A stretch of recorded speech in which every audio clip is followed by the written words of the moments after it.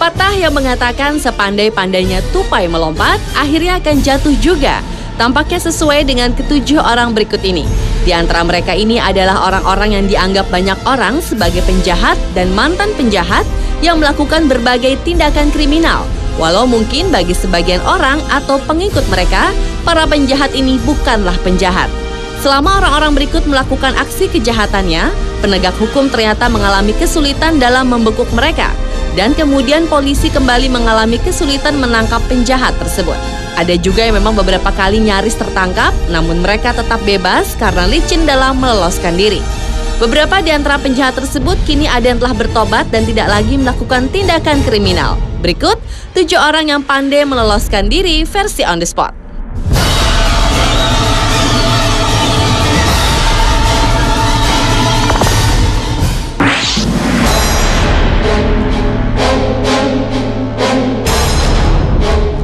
Orang pertama yang pandai meloloskan diri adalah Joseph Kony.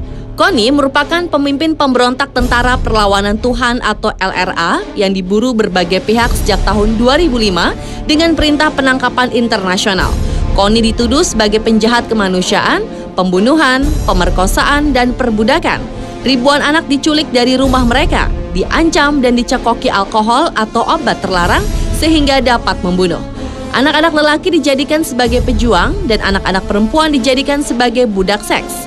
Tahun 1987, LRA dan Joseph Kony mulai melakukan perlawanan brutal terhadap pemerintah Uganda.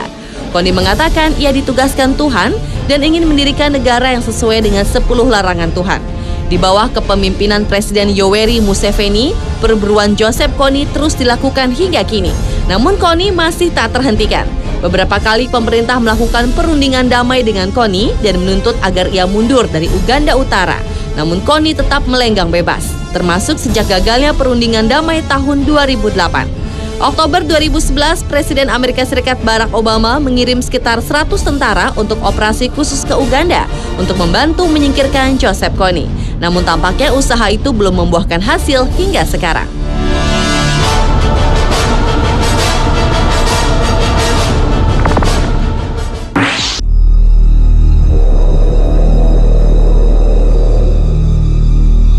Selanjutnya adalah Waluyo atau yang dikenal dengan nama Kusni Kasdut.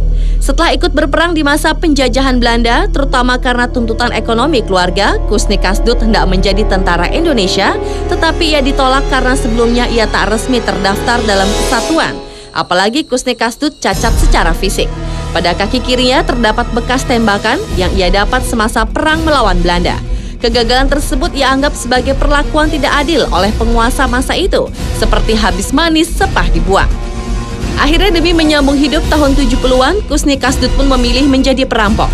Berbekal sepucuk pistol yang merampok orang kaya hingga merampok permata di Museum Nasional Jakarta.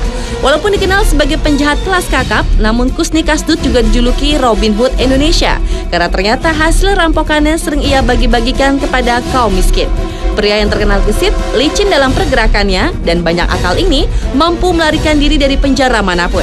Ia tercatat sebanyak 7 kali meloloskan diri dari penjara, hingga akhirnya pada 16 Februari 1980, Kusni Kasdut mengakhiri hidupnya di depan regu tembak.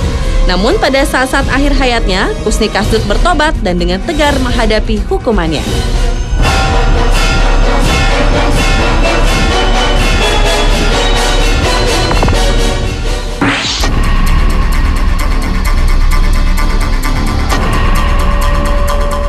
Orang Indonesia lainnya yang pernah menjadi penjahat dan pandai meloloskan diri adalah Johnny Indo.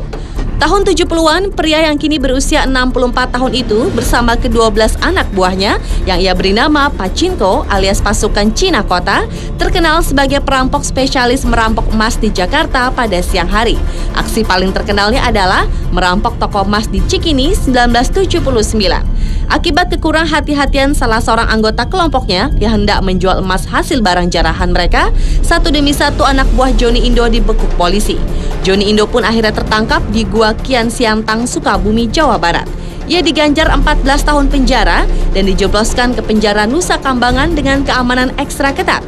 Ternyata mendekam di Nusa Kambangan tidak membuat petualangan Johnny Indo berakhir. Bersama 14 tahanan lainnya, Johnny Indo kabur dari penjara yang terletak di sebuah pulau tersebut. Setelah 12 hari berhasil bebas melalui pelariannya, Johnny Indo pun menyerah. Ia menyerah karena sudah berhari-hari tidak makan. Sementara 11 tahanan yang melarikan diri bersamanya tewas tertembak petugas. Kini, Johnny Indo telah bertobat dan menjadi penceramah agama.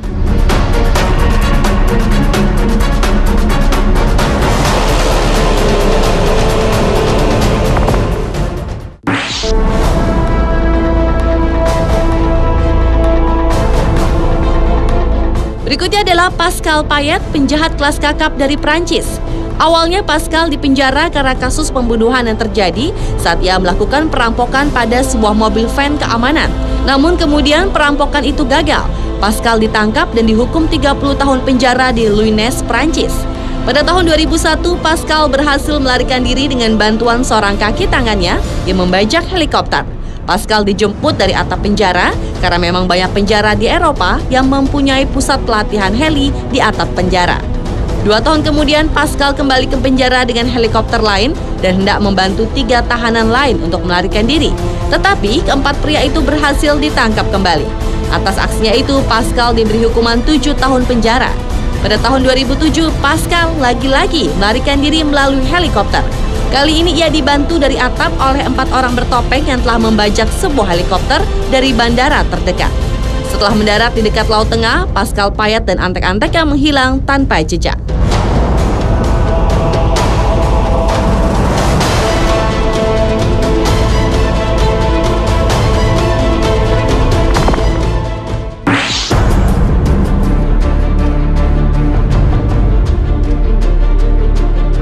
Billy Hayes adalah seorang mahasiswa Amerika yang ditahan pada tahun 1970 karena menyelundupkan 1 kg hash, sejenis narkoba, ke dalam pesawat di Turki. Setelah tertangkap, Billy dijatuhi hukuman 30 tahun penjara di Turki. Setelah 5 tahun di penjara, Billy akhirnya dipindahkan ke sebuah pulau penjara di Laut Marmara, Yunani.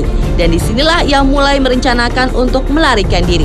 Sebenarnya di Pulau Marmara tidak ada perahu, namun karena dekat dengan pelabuhan, setiap badai besar datang, maka ada kapal-kapal nelayan kecil yang merapat. Selama berhari-hari, Billy bersembunyi di dalam menyimpan gandum.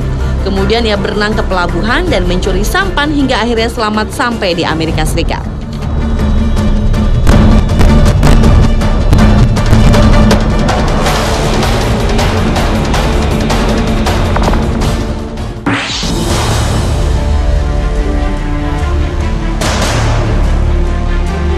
Glenn Stewart Godwin menjadi penjahat yang paling dicari FBI karena melarikan diri dari penjara negara Folsom, California, Amerika Serikat pada tahun 1987.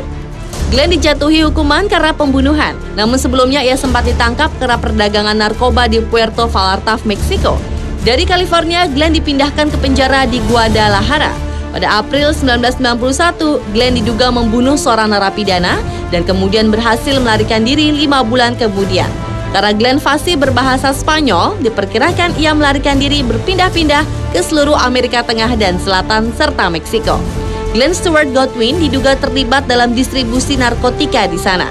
Saking liciknya, penjahat ini FBI sampai menawarkan hadiah hingga 100.000 US dollar atau hampir 1 miliar rupiah bagi siapapun yang mengetahui persembunyian Glenn Stewart Godwin.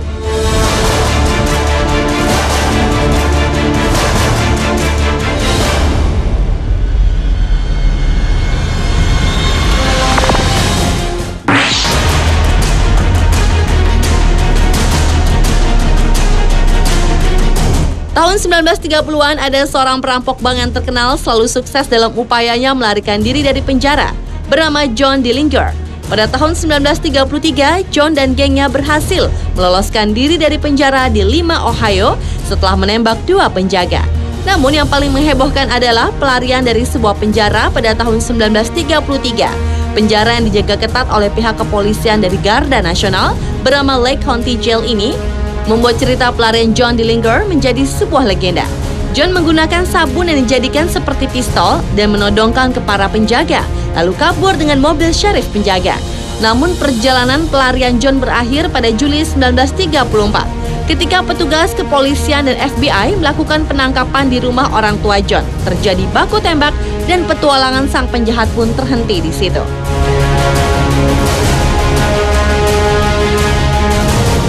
Pemirsa, satulah 7 orang yang pandai meloloskan diri versi on the spot.